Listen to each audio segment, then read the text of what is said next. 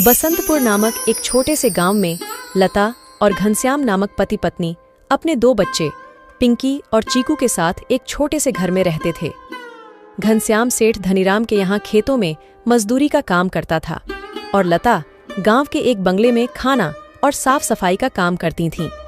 दोनों पति पत्नी खूब मेहनत और मशक्कत करके अपने और अपने बच्चों का पेट भरते थे। यूं तो हमेशा ही गर्मी के समय 40 डिग्री तक तापमान चला जाता था, लेकिन इस साल तापमान बहुत ज्यादा बढ़ गया था, जिस वजह से बसंतपुर गांव के लोग बहुत ज्यादा परेशान थे। दिन हो या रात हो, लोग गर्मी से बेहाल थे। इस साल तो बहुत ज्यादा गर्मी पड़ी है। इतनी कड़ी धूप में काम करना बहुत मुश्किल हो गया है। घर से निकलते ही पसीना बारिश की तरह टपकने लगता है। इतनी भारी गर्मी में तो काम पर भी जाने का मन नहीं करता। न जाने इस साल की गर्मी कैसे कटेगी। चलो अच्छा, मैं काम पर जाता हूँ, वरना सेठ गुस्सा करेंगे। घनश्याम मजदूरी पर चला जाता है। पिंकी और चिंकी एक सरकारी स्कूल में पढ़ते थे। लता पिंकी और चिंकी को स्कूल छोड़कर काम पर चली जाती है। उस बंगले में मालकिन हेमलता और मालिक रामचंद्र अपने दो बच्चे टीना और शिवम के साथ रहते थे। अरे लता, आ गई तू। अब चल जल्दी से सारे काम निपटा लो। पता है ना, शिवम की बर्थडे पार्टी है, तो सारे काम 4 बजे से पहले ही हो जाने चाहिए। और हाँ, इसके बाद तुम घर सजाने में भी मेरी मदद करोगी, ठीक है? ठीक है मालकिन, मैं पहले जाकर घर के सारे काम निपटा लेती हूँ। इसके बाद घर को सजाने में मैं आपकी मदद करूँगी। ऐसे लता घर के सारे काम करने के बाद हेमलता की घर को सजाने में मदद करती है। हेमलता और लता मिलकर पूरे घर को अच्छी तरह से सजा देते हैं। अच्छा मालकिन, मैंने घर के सारे काम निपटा दिए हैं और पार्टी की सारी तैयारी भी हो गई है, तो अब मैं घर जाती हूँ। हाँ ठीक है, लेकिन पता है ना तुम्हें, आज शिवम की बर्थडे पार्टी है, तो तुम शाम को 7 बजे अपने बच्चों के साथ पार्टी में आ जाना। और हाँ, मुझे तुम्हारी थोड़ी मदद की भी जरूरत होगी। ठीक है मालकिन, मैं शाम के समय बच्चों के साथ यहाँ आ जाऊंगी। ऐसा कहकर लता घर चली जाती है और दोनों बच्चों को तैयार करके शाम को 7 बजे पार्टी में आ जाती है। पार्टी बहुत ही शानदार होती है।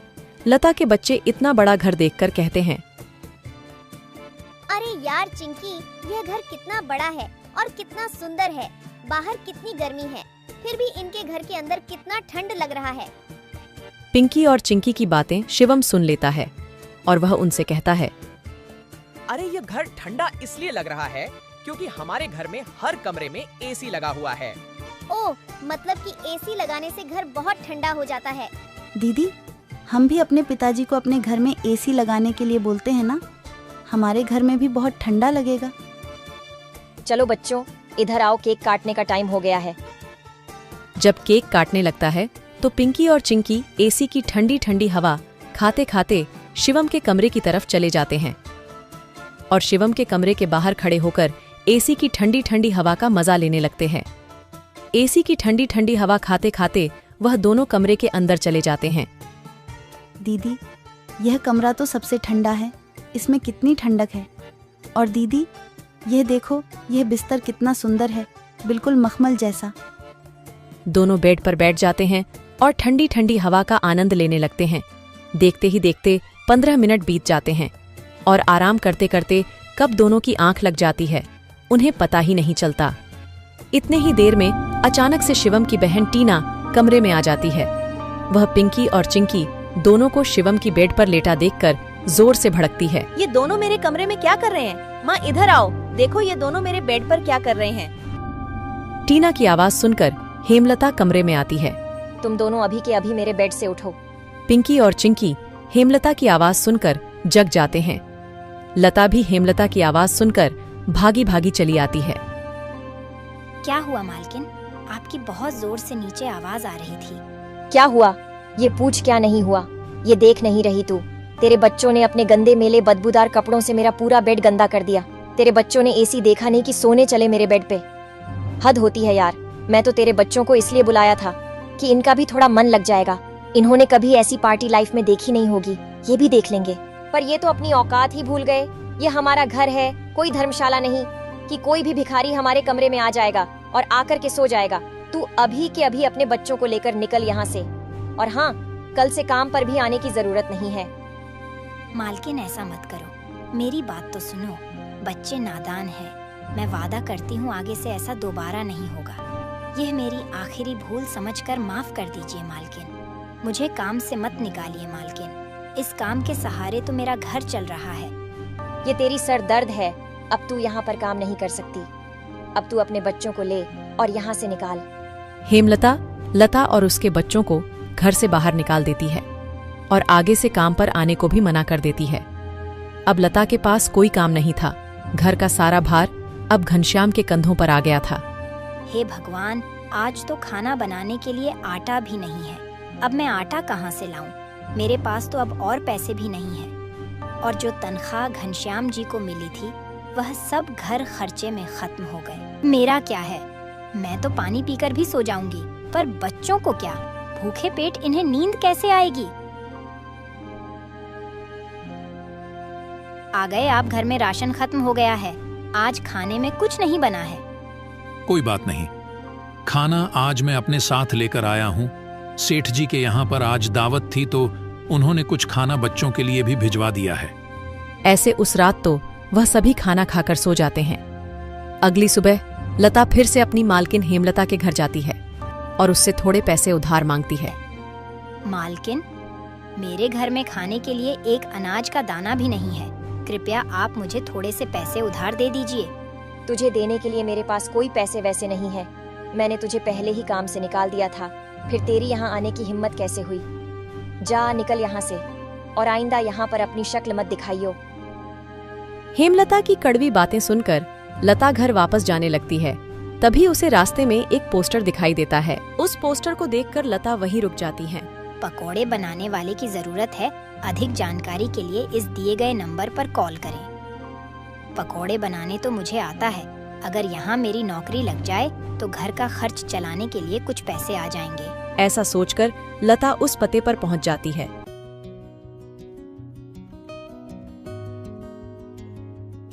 भैया, मैंने आपका पोस्टर देखा। आपको किसी पकोड़े बनाने वाले की जरूरत है? हाँ, जरूर तो है। तुम पकोड़ा बना लोगी। क्या तुम्हें पकोड़े बनाने आते हैं? हाँ, सब मुझे कई तरह के पकोड़े बनाने आते हैं, जैसे मिर्च का पकोड़ा, पालक का पकोड़ा, पनीर का पकोड़ा और भी कई प्रकार के पकोड़े मुझे बनाने आते हैं। तो ठीक है, तुम आज से ही काम पर लग सकती हो। ऐसे लता पकोड़े बनाने वाले के साथ काम पर लग जाती है और ग्राहकों को पकोड़े सर्व करने लगती है। ऐसे ही शाम हो जाती है और रमेश के सारे पकोड़े बिक जाते हैं। चलो, आज तो सारे पकोड़े बिक गए। आज तो तुमने पकोड़े सिर्फ सर्वे किए हैं, लेकिन कल से तुम्हें पकोड़े बनाने भी होंगे। हाँ साहब, मैं बहुत ही स्वादिष्ट पकोड़े बनाना जानती हूँ। तो ठीक है, ये लो आज के काम के पैसे। 300 रुपए लेकर लता सबसे पहले राशन की दुकान पर जाती है और वहां से राशन का सामान खरीदकर घर आ जाती है। घर पहुंचकर लता सबसे पहले बच्चों के लिए खाना बनाती है और उनको परोसती है। चिंकी, पिंकी, आ जाओ खाना खा लो। इतने में घनश्याम भी वहां आ जाता है और लता घनश्याम को अपने नए काम के बारे में बताती है। इस तरह सारे मिलकर खुशी खुशी खाना खाते हैं। अगली सुबह लता बच्चों को स्कूल छोड़कर वापस काम पर चली जाती है। दुकान पर पहुंचकर लता पकोड़े बनाती है। लता के बने हुए पकोड़े ग्राहकों को बहुत पसंद आते हैं। लता के बने हुए पकोड़े खाकर ग्राहक पकोड़े की बहुत तारीफ करते हैं। उनको आज के बनाए हुए पकोड़े कल से भी ज्यादा अच्छे लगे। रमेश भाई, तुम्हारे आज के पकोड़े का तो कोई जवाब ही नहीं। इससे स्वादिष्ट पकोड़े मैंने आज से पहले इस होटल में कभी नहीं खाए। आखिर आज ऐसा क्या मिलाया है इन पकोड़ों में जो इतने स्वादिष्ट बने हैं? आज तो मैं एक और प्लेट खाऊंगा। मेरे लिए एक एक्स्ट्रा प्लेट पकोड़े लगा दो। ऐसे रमेश अपने ग्राहकों के मुंह से पकोड़े की तारीफ को सुनकर लता से कहता है, लता, तुम्हारे हाथ में तो जादू है। तुम्हारे हाथों के बने पकोड़े खाकर ग्राहक एक एक एक्स्ट्रा प्लेट पकोड़े खा रहे हैं। तुमने तो कमाल ही कर दिया। आखिर ऐसा क्या मिलाया है इन पकोड़े में जो ग्राहक इतनी तारीफ कर रहे हैं? साहब जी, कुछ खास नहीं मिलाया है, बस थोड़े से नमक मिर्च मसाले बराबर मात्रा में डाले हैं, बस। ऐसे रमेश के आज के पकोड़े बहुत जल्द ही खत्म हो जाते हैं। आज तो पकोड़े बहुत जल्द ही खत्म हो गए। कल से हमें और ज्यादा से ज्यादा पकोड़े बनाने होंगे। और हाँ, अब हमारी पकोड़ों की सेल और ज्यादा अच्छी होने लगी है, इसलिए कल मैं दुकान में एसी लगवा रहा हूँ। इससे ग्राहक भी एसी की ठंडी ठंडी हवा में पकोड़ों का मजा लेंगे और हमारे पकोड़े की सेल और ज्यादा बढ़ेगी। तुम क्या कहती हो? साहब, विचार तो बहुत अच्छा है। अगले दिन रमेश अपनी दुकान में एसी लगवा लेता है और जैसा उसने सोचा था वैसा ही हुआ।